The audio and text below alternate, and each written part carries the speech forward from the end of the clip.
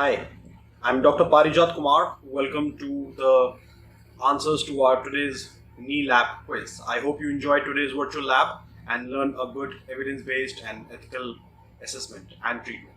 So without taking much time, let's get on to the answers for the virtual lab of the knee today. The first question was, which of the following ligaments are stretched in knee extension? Yes, the correct answer, you have ligaments over here. So when the knee is extended, this is the flexed knee. When the knee is extended, both the collateral and the cruciate ligaments are stretched in knee extension. So the correct answer is number 3, both 1 and 2. Second question, the following muscles, they assist in the medial collateral ligament except we wanted to know the muscle that does not assist the medial collateral ligament. So the correct answer is pectineus. So one of the adductor muscle. So pectineus does not assist in the medial collateral ligament. The next question was, there are many reasons for the screw home mechanism. So screw home mechanism is when your tibia rotates externally while extending. So why it externally rotates when it extends the tibia? There are reasons that because the lateral femoral condyle is greater, the lateral femoral condyles glide more freely. But the correct answer to this question is that your LCL is stretched more rapidly than MCL in extension. This is not the reason or for your biomechanics of the screw home mechanism. So the correct answer is the third option. LCL is stretched more rapidly than MCL in extension. All right. Next question was, which of the following test has a poor sensitivity and a very high specificity? Guys, when you're doing the test on the knee, please learn these high specific and high sensitive tests so that you can perform those tests evidence-based in your clinical practice. So the test is actually the pivot test. It has a high specificity and low poor sensitivity. So the correct answer is pivot test.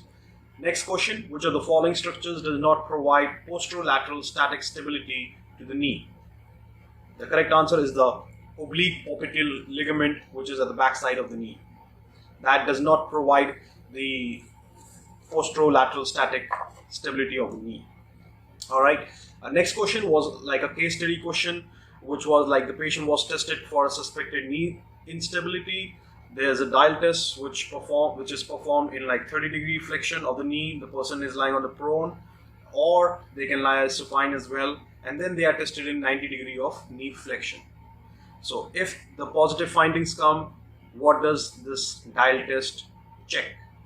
It checks both the injury to PCL and the posterolateral corner. So the correct answer is number 3, actually both 1 and 2.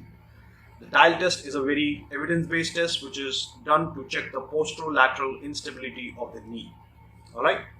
The next question was, what glide of the fibula is seen in knee flexion and separately in external rotation of tibia? So when we flex the knee, this way. This is the back side. So we flex the knee. I'll show you this way. Yes. So when we flex the knee, actually the fibula glides anteriorly. Alright. So the correct answer is number 1, anterior. Next question, what is the direction of force for superior tibio-fibular manipulation in a quadruped position or in a prone position? Now this was a tricky question, guys. I know many of you might have answered postero anterior or postero something like that, but yes, we are actually pushing from the back side, but the correct answer to the direction of force is actually anterolateral. I am giving the manipulation or the mobilization in the anterolateral direction. This is the knee, that's the fibula. So I push it forward and outward. So it is anterolateral direction is the correct answer. Next question, which ligament has an attachment to the lateral meniscus? These are very important to know when you have meniscal patients. You should be knowing what muscles to really work on, stretch it, and do the releases and the mobilizations and all. So the correct answer is posterior cruciate ligament.